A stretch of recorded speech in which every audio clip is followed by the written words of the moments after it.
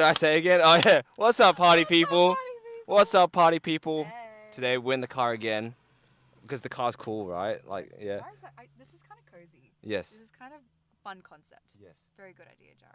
Thank you. I mean, it's not original, but it's the Oh, vibe. it's okay. We get the vibes. We get the vibes. So I'm here with the Yewon Kim. Hello, hello. Nice to meet you guys. For this conversation, like, buckle up. Like, definitely buckle up. Like, Buckle up. yeah, buckle up, dude. Like, there's gonna be some, like, juice in there. There's gonna be some, like, past trauma in there. It's gonna get really personal. So, actually, I feel like we should put a bit of a trigger warning here.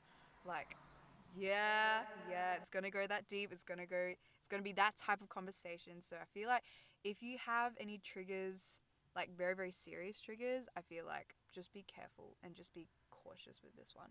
Wow. I think it's just the car. You know what I mean? Like It's the vibes. it just makes you want to go hard in the paint. Okay, well here we go. So we want to talk about, I guess, what was it like, past trauma in relationships, or I guess in a way like how your past relationships have affected you now, or like your, you know, after that, like what was it like basically? Right. So the question is, like, dating with past trauma? Is that the question? Yeah, or like I guess things that have affected you from your, I guess your first one, because that's the Right. most significant, right? Yes. And like how has it changed you as a person and I guess how you are today as a result of that basically. Okay. So I think. Okay, let me give you guys a little bit of context into, like, my dating history. Let's just leave it all out there. So pretty much I started dating quite young. I started dating, like, in year 9-ish. And so that's like when I was like, what? That's like 14, 15? Year 9. Yeah, year 9. And I was Yeah. like the earlier half. Yeah. So I was 14. I think I was 14. I got into my first relationship, and it was with a quote unquote church boy, okay? Very church boy. He was a worship leader. He played guitar. He was one of those, like, church boys.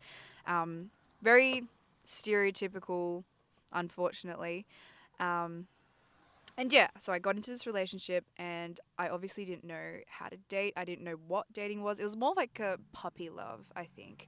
And yeah, so I guess, like, without going into, like, too many details, I, like, dated, like, in between, and I dated, like, okay, I didn't really date, but I, like, talked to, like, guys, Wait, like, what do you mean you dated in between? So like yeah.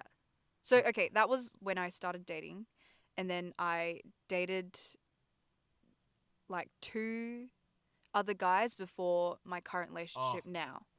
Yeah. That's what I mean. yeah. Okay.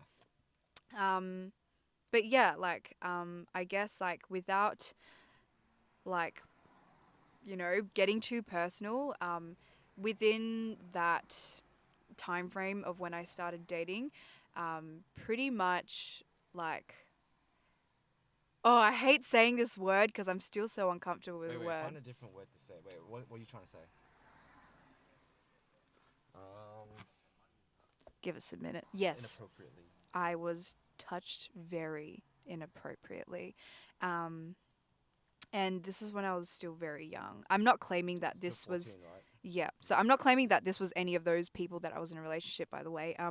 I will leave that up to you guys to, figure I out. mean, for those that are watching that know you, Yeah. probably don't know who it is. Yeah, no. I've never talked to anyone, like, about this personally because I don't know. I'm just someone, like, even if they did wrong you, there's no need to, like, Yeah. point Yeah. fingers and, Yeah. like, name and shame.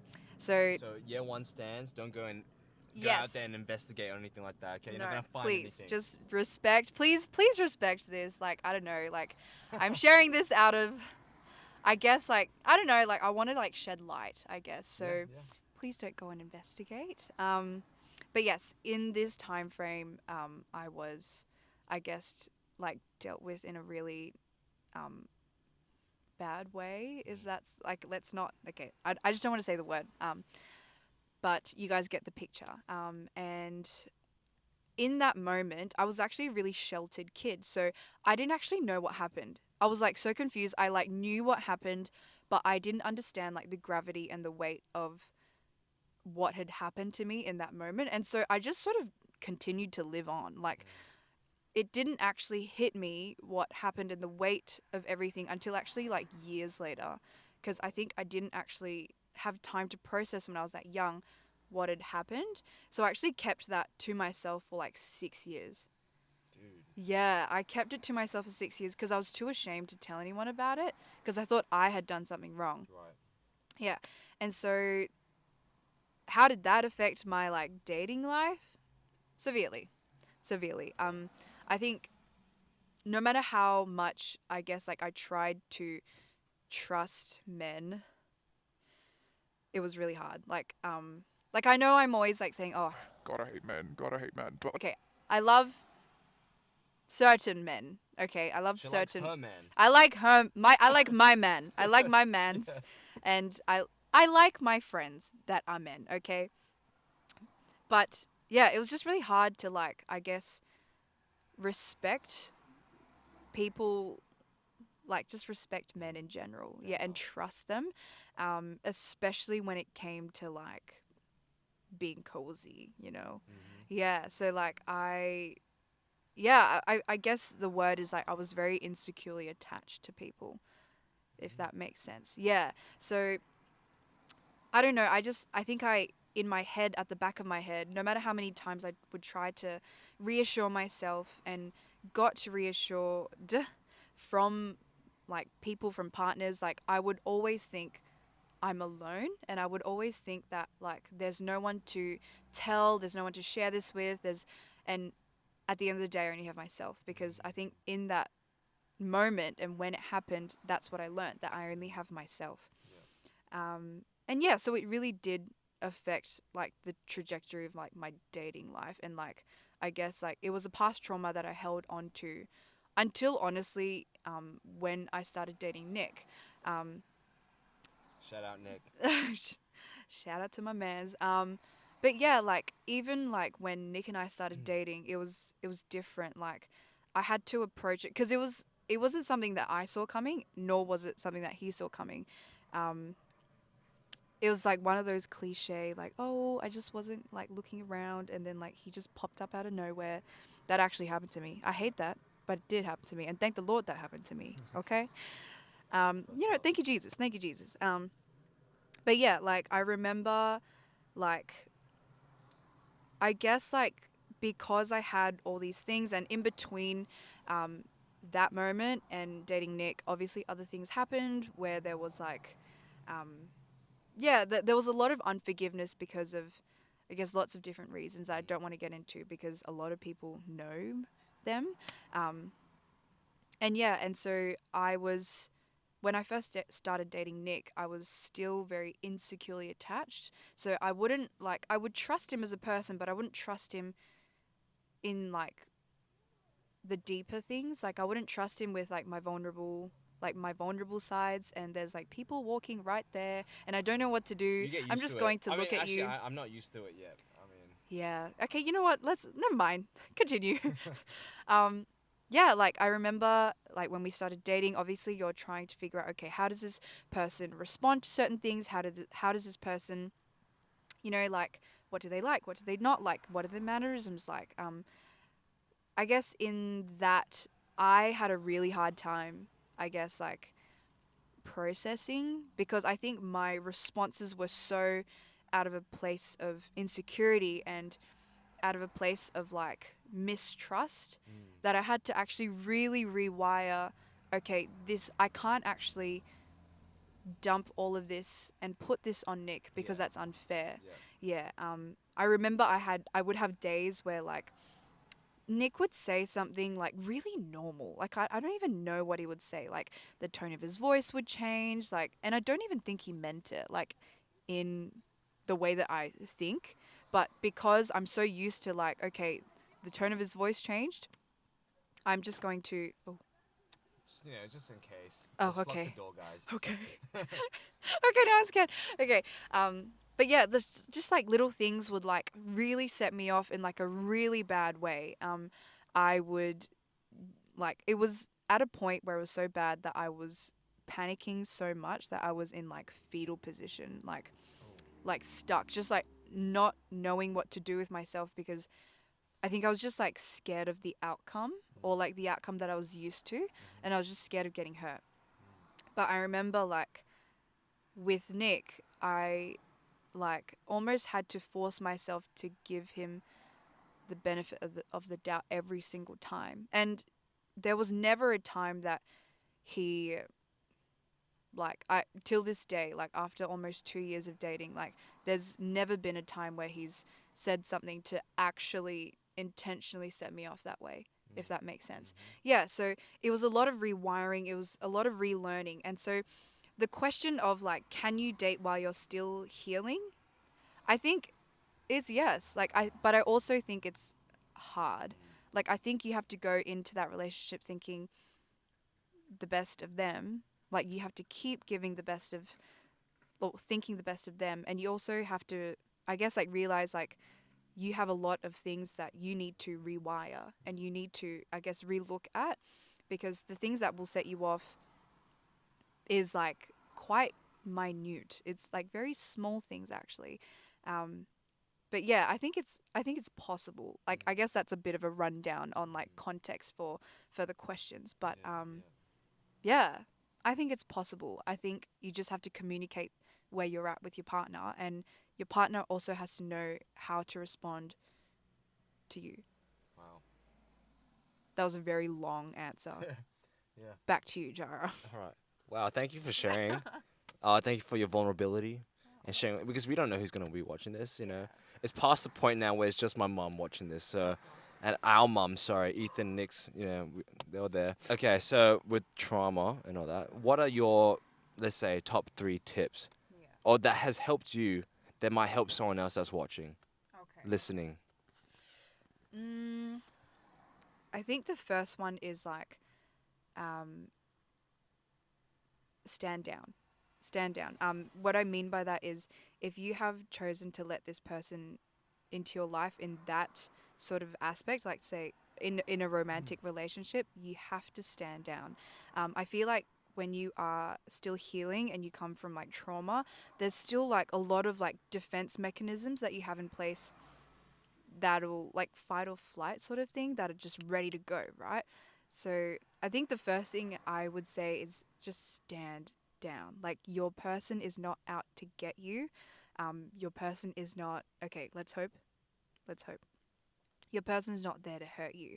Um, yeah, that's number one. Stand down. Number two is, I think, allow yourself room and space to actually crumble a couple of times. Allow yourself space to be triggered and allow yourself like the opportunity and the time to actually just break down. Break down because I feel like there's like such a pressure when it comes to like healing, that you have to do it right away, but you don't. You don't. Like we're not in a hurry. Like we're not in a hurry to go anywhere. I feel like you can take your time doing so. And I feel like yeah, like as long as you've communicated with your partner, hey, like I actually come with this baggage. Are you okay with that? In my instance, he was more than open to like I guess just like taking me in with like snot and warts and all, right? So I think for my partner, it was very important to tell him like, hey, like this sets me off.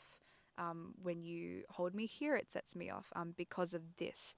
I think you have to actually be quite vulnerable with your partner and let them know, hey, this is actually what I've been through. And if I do this to you, or if my response is like that to you in this circumstance, don't worry because it's just something that I'm dealing with and it'll get better.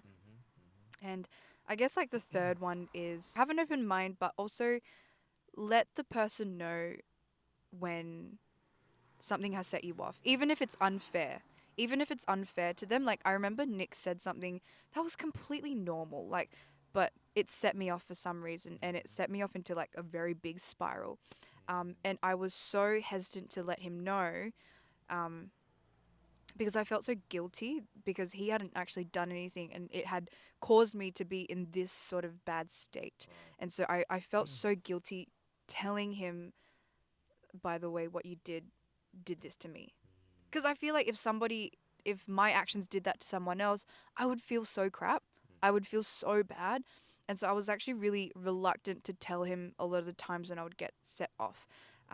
But I just learned like I guess like over time, like he was actually really graceful with this stuff. Like, and we just learnt as a couple, like this is just how we deal with things, and this is how we learn it. This is how we grow.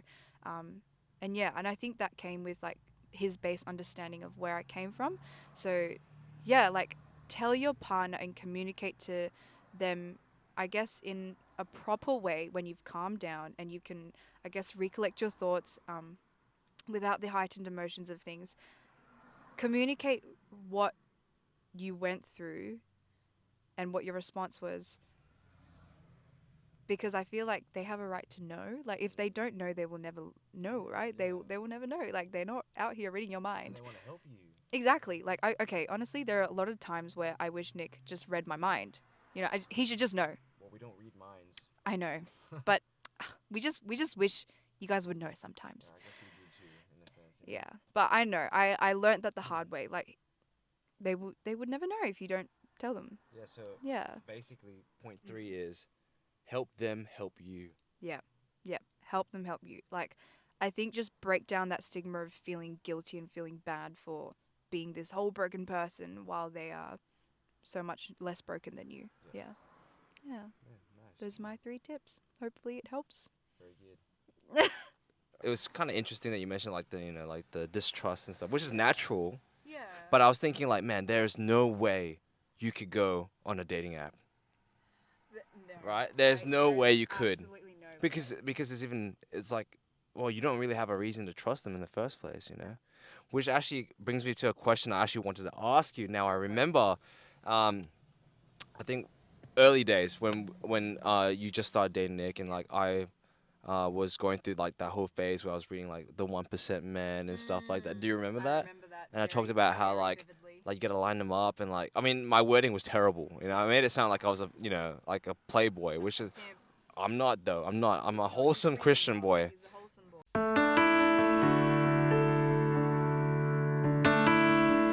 Okay, but anyways, the thing was like I yes, the way I worded it was incorrect and it's not right, and it may seem that like that's what all guys do, Yeah. especially from someone like yourself that have gone through that trauma. It's like you're like don't really like that, and honestly, a lot of people agree with that. Cause I did actually like a poll or whatever earlier this week, or maybe just yesterday. I think can't remember now, but asked the question like, do people feel the same way about not they don't feel good being like another option to people.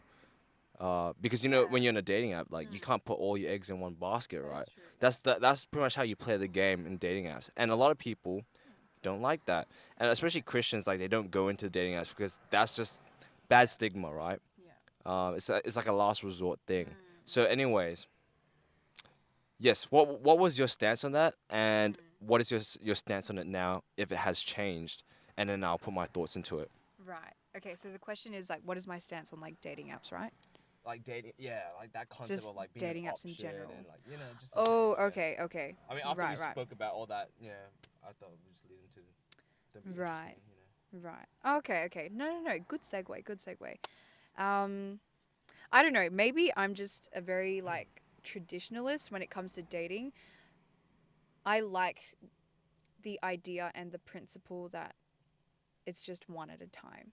It's just one at a time. Even when it's like dating phase or like just chatting phase, like I think I owe it to that person to, I guess, give them a real shot and give them enough space in my life where I am actually able to give them that much, if that makes sense. Because I feel like if I'm like opening up my options and talking to this guy and to that guy at the same time, I don't know. It doesn't quite sit right with me personally, because I don't feel like it's fair on them. But if it was like the opposite way around, as in like I was one of two or three or four or how many, I don't know. I think to me, I'm very like, maybe it's actually because it's something that I've experienced in my past. I like to know that I am just the one person that they are talking to, because I would only talk to one person. Mhm. Yeah, I think that's just a standard that I hold, even when it comes to like dating. Yeah, and that's not to say like because I know you have like gone on dating apps, and it was like a completely new sort of idea even for me, Mhm. and but I understand why, Yeah. and I understand like the circumstances, if that makes sense. Like I didn't understand it before, but I think seeing you walk through it and seeing you go through it, and I've actually met some of the girls that you went on Just dates. one. Just one. What do you mean? Wait, is it just? Oh, okay, two. Yeah. Okay, yeah, I've actually met some of them, and they're so lovely. Like, and I think it's like when you're on a dating app, I think you almost have that expectation of like, oh, like I'm going to talk to like a couple people, and they're going to talk to a couple people, and I think the expectation is quite similar in that aspect. But because I just have like, I don't know, I don't think I would go on dating apps, but hey, never say never. You Well, know? not now. Exactly. Not now, but you know, for okay, not now. Okay, wait. I've just realized what I said. Shone about. Not now. Not now. What you But saying? not hey. Not now. Yeah, But like for I guess like I don't know. I saw it as like a no sort of thing, but I understand why people do it now. Yeah. Yeah, I get it. Yeah, I get why people do it. Um but yeah, I think it's like the expectation from you and the other person has to be similar somewhat. Like I think because I personally like in my dating history I didn't use dating apps, the expectation was the same. Like I won't talk to anyone else and neither will you. Like I think it's like an expectation thing Yeah. rather than anything else, if that makes sense. Yeah, that makes sense. Yeah. Thank you for your thoughts. I feel that your thoughts is like the vast majority. I feel like people feel Yeah. that way. I guess yeah, it's like what you said. You understand my reasons and stuff like that. It's different when you're actually using these dating apps. Um, there's a few things I want to address, but one of which the being the only option, whatever, like no options, just one on one. And it's like that one is like I feel like everyone wants to be that, right? Right, yeah. But the thing about dating apps is that it's competitive. You have to try your best to. So the thing is, like, it's stages, man. It's like the first stage is like, what's your favorite color, right? And then, yes, that's how. I mean, not that grim, but Okay. then you go into that's how shallow, for example, and then you move into like, you get them laughing a little bit, they're asking you questions, then you pass the next phase, and this is when maybe when you hang out for the first time and you just like kick off really well. Yeah. Ideally, you would want to be the only person that they're seeing, right? Yeah. But see, the thing is, right? The thing about the concept of seeing many people and dating a lot of people, I guess in a Christian sense, is different, right? Like when you date, dating is like just one person. Yeah. But I guess for everyone else, dating is dating around to see what you like, what works for you. Yeah. So, for example, right, I think that people are already doing that subconsciously, whether they know that or not. Yeah, So, same. say you're a single person and you're hanging out with a bunch of different guys, right? Or girls, whatever gender you are. Thing is, right, at the back of your mind, when you hang out with them, you're gonna think, could this person work out? Maybe could there be something there? It's not always completely platonic unless you've already like have feelings for someone else, Yeah. right? But if you're out there single looking for someone, everyone you hang out with, you're gonna be thinking maybe, Like, just you would maybe, consider it in you your would head. consider it, right? So in the same way, it's like I feel that when you hang out with people like that, especially on a one-on-one situation, you're pretty much dating without the title. It's like a subtle thing. Because, like, it can start off platonic, right? Yeah? But then you hang out more and you're like, wait a minute. I think I like you. Oh, I see. Okay. You know what I mean? Like, I feel like, okay, it is different just because that dating apps, your intention's already out there. Yeah. You know, like, the reason why you swiped or you said yes was because you find them attractive. Yeah. It's different, like, whereas your intentions in a normal, more ideal sense is that you're like, oh, well then, I just blanked out. That's fine. But okay, well, you're still figuring out your intentions because yeah, you're like, oh yeah, she's pretty, or he's pretty good, he's pretty handsome, right? Yeah. But then like, you're still working out in your mind like whether you like them or not. But I think girls are wired differently. Fair, Yeah. fair. Girls are definitely wired differently. Yeah, I guess so. I think there's more layers, but to a certain degree, I feel like that. But yeah, anyway, with dating apps, I talk about them a lot, and that's only because it's the highest view count that we get in our analytics. So I'm trying to milk it, but Oh but my I mean, god. but to be real though, it's like it should be talked about more. Like in some aspects, these things that like dating apps, like there's such a stigma around them. Like fair enough. I mean, unfortunately, that's what it is. Like people do get on these apps to hook up and stuff. And like going in through a dating app, it's not the best thing to tell your children, hey, like this is how I met your mom That is through a true, but dating app. hey, you gotta It doesn't make a great story, whatever. But sometimes when you live in a small city and your social circles are like very small, yeah, right. You don't have much means to get out there and like meet new people. This is it. But honestly, ideally, I would rather not use it. I mean, yeah, right. It's draining. It's Yeah. like I have to be witty and like keep them entertained. Like it's like, bro, like that's so annoying, dude.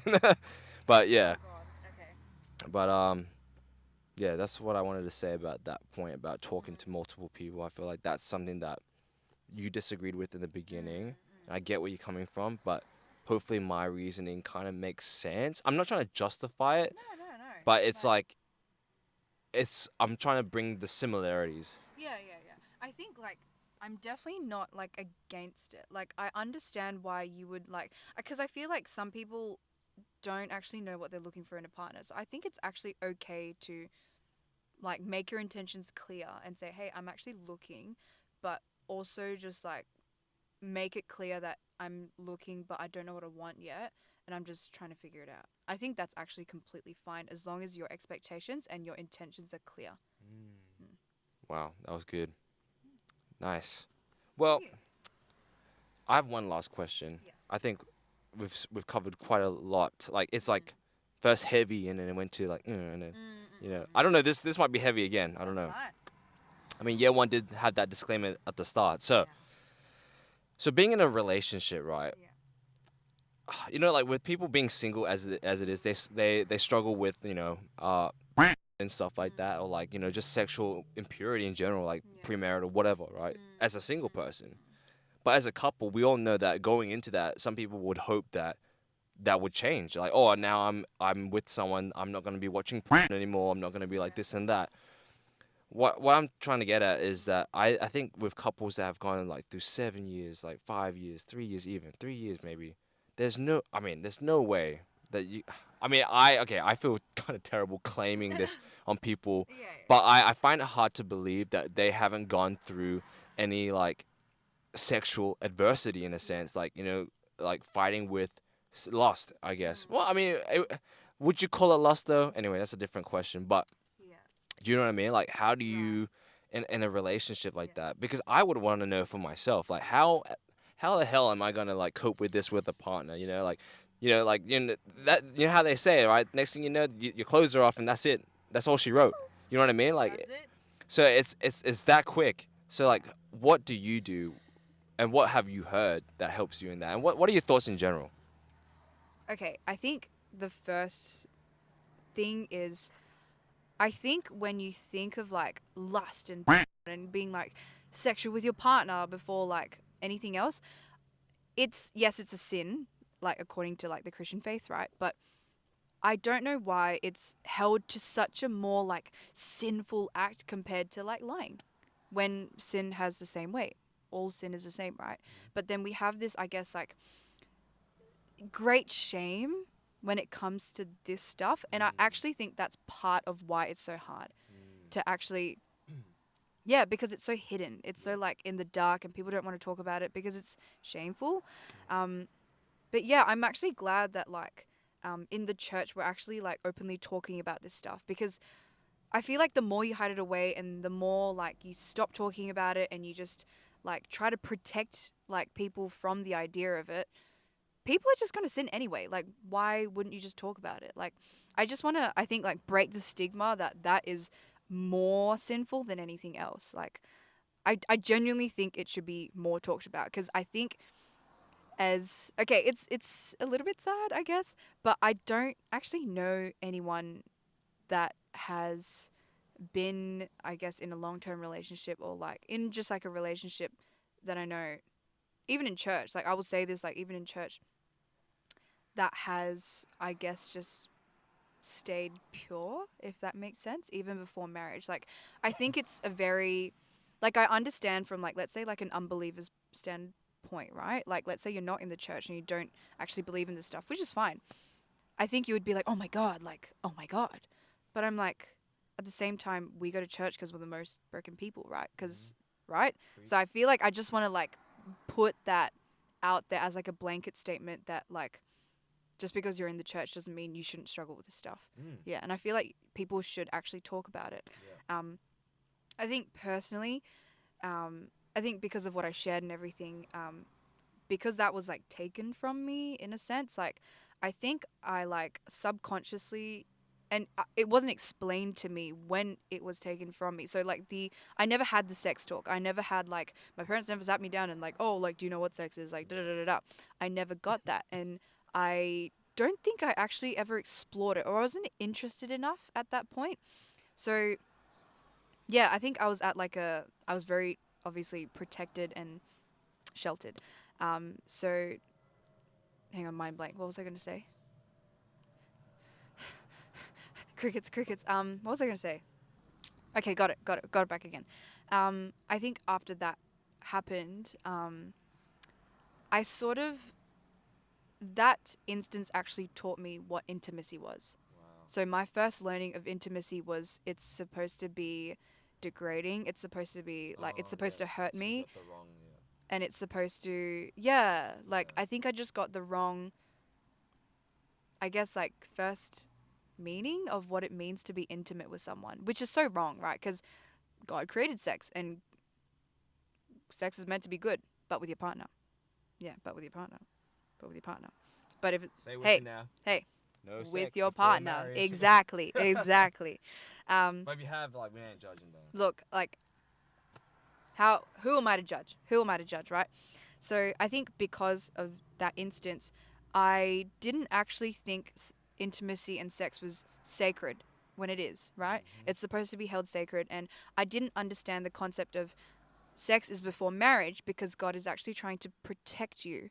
And it's not something that he just puts down as like a blanket statement of don't do this. It's actually for protection. It's kind of like Adam and the apple, right? God told Adam, don't eat the apple, not because I don't want you to, but I want to protect you from the things that, sin. Yeah, it's the same thing. I think it's the same concept where God is actually trying to protect us, but we actually see this as something that we have to wrestle and struggle with. And it is. It's temptation, right? But yeah, I think in that moment, I didn't actually understand it and I didn't see it as sacred. So I didn't actually honor it. Yeah, I didn't actually honor it. And I will be the first to admit that I just didn't care about it. I think there was a part of me that just like stopped caring about that anymore. And it was just something that like I didn't go crazy. I didn't have like a whole hoe phase or anything. Like I just didn't care about it. Like it wasn't something that was big to me, because why would it if it was going to hurt me, if that makes sense. Yeah, so I think like just like I guess like segueing back to like, can couples be pure in a long-term relationship? I think it's definitely possible. Like I feel like if God made it a rule, he knew what's best, right? So I feel as though you actually could. Not without its challenges, though. Not without its challenges, but I feel like you actually could. I've actually done like a lot of like listening to like past like YouTube couples, like how they like, withstood and like how they like dealt with this. And a lot of people have actually gone on YouTube. A lot of Christian couples have actually come on YouTube and said like, hey, like I've actually done the dirty before marriage. Like this is how it affected us. And like, it's actually good to get insight on that, I feel. And yeah, I don't know. I'm still figuring it out, but I have since learnt, okay, you do not bring another man into that intimate space of your life, because he does not, I guess okay, this is more from like actually, you know what? For the girls and the guys too. From the guys too. Okay, for the guys too. The person that you allow that much space and time and the all of you, like you're giving this person all of you, and I don't actually feel, I realize now that that person actually doesn't deserve all of you until you guys are in a covenant of marriage under God. Yeah, and it's, I don't know. I feel like there's times where I do feel like, man, I like sort of wasted my like first time? Have I sort of like wasted like the specialness of it? But I think I will, like, the thing that reassures me is like God's grace is like so much better and so much greater than anything bad that I do. So I have quite a good assurance that whatever happens, like whatever I do and whatever I've done, like God will cover that. And as long as I like continue to like live a life of like, I guess in a sense, righteousness, I guess God will cover that for me. Yeah, if that makes sense. Yeah. And one more question to close up. Yeah, go for it. So, say that once you're married, Yeah. do you think it would be a challenge? To have sex? Yes. Oh. I don't think so. And that's okay, that's not because like I have a history. I think it's just because like there is so much more to sex than just sex. I think like getting to hold your person that intimately and be so vulnerable with your person, that's actually the part I look forward to. Like that's actually the part I look forward to. Not the actual act of sex, like, but being able to like go into like a whole new level of being close to this person and being like intimate with this person is actually the thing I look forward to. So no, I don't think it'll be hard. That's cool, man. That's respect for women out there because you guys are wired differently. Yes. like I think you mentioned this that with arousal for women, it starts from the beginning of the day. Yeah. From like making the bed Yeah. and then opening the car door and then Yeah. it leads on to that. Yeah. For guys, it's just 30 minutes. Hey, Well, I mean that's what I think. That's what I mean. I don't know. Seconds. Oh, hey, man, don't do the brothers like that. Dirty. I don't know. Am I wrong though? I don't think Am I so. wrong? I think it depends. I think if it's a lustful, kind of like thing, then Yeah. maybe 30 seconds, yeah. But if it's like the love that you're talking about, I reckon you can go for a while, unless you really just don't know what you're doing. You just can't find it, where. I mean, that's the thing. No one's gonna teach us that. We have to go in kind of blind, But anyways, Yeah. yeah. Yeah. I mean, I guess that's the fun about it, right? Exploring each other, Exactly. And who knows? Look, we're not even married yet. Nah, We'll I figure don't even it have a out. girlfriend. I'm We'll a bit figure it behind. out. Yeah, No, but you know what, Jara? You're not behind. I'm not behind. Okay, wait, give me that. Say it with me. Jara's not behind. Okay, Jara, how old are you? I'm 26. He is 26 and he does not have a girlfriend yet. That does not matter. It Live doesn't. your No, it doesn't. life. Live your life. I actually feel like, okay, this is kind of off topic, Okay, go. Say it. but like the whole like stage of life thing, that is such like man-made, like whatever, like construct. yeah, man-made construct. Yes. Like if you want to not get married, that's fine. If you don't want to have children, that's fine. Like I feel like you don't have to like fall under like the great pressure of, oh, by the time I'm like 26 I have to be married and have 3 children. Yeah. You're doing absolutely fine, Jara. Thank you very much. I mean, it's not like I'm insecure about it. No, who's saying that? I'm great. I'm great on my own. I love it. It's good. Yeah. Anyways, thank you, the Yewon Kim, for hanging out in the car. My first guest in the car. It's been car chats. Yeah. So I hope you guys enjoyed Yewon and the things that she had to share. Yeah, I think that is really good, and I guess go back and listen again if you didn't catch it the first time. And yeah, I think we'll sign off. Any last words? Nope, just take it easy. Take it easy, guys, and do great things. And as always, stay fresh. All right, peace.